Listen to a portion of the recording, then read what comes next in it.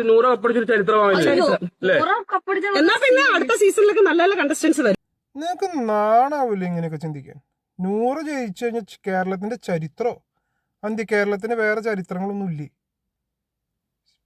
ഒരു സാമാന്യ ബുദ്ധിയോടുകൂടി ചിന്തിക്ക്. കേരളം ഇങ്ങനെയുള്ള ആൾക്കാർക്ക് ചരിത്രം ഉണ്ടാക്കാനുള്ളതല്ല. അങ്ങനെ ചിന്തിക്കുന്ന നമ്മളാണ് വളരെ മോശമായിട്ട് ചിന്തിക്കുന്നത്. കേരളത്തിൻ്റെ ചരിത്രം ഞാൻ പറയണമെങ്കിൽ 100ക്ക് കൊടുക്കരുത്. ഇത്രയും നാൾ ഫേക്ക് ഗെയിം കളിച്ച്, പക്ക ഫേക്ക് ഗെയിം കളിച്ച് ഒന്ന് ആലോചിച്ച് നോക്ക്.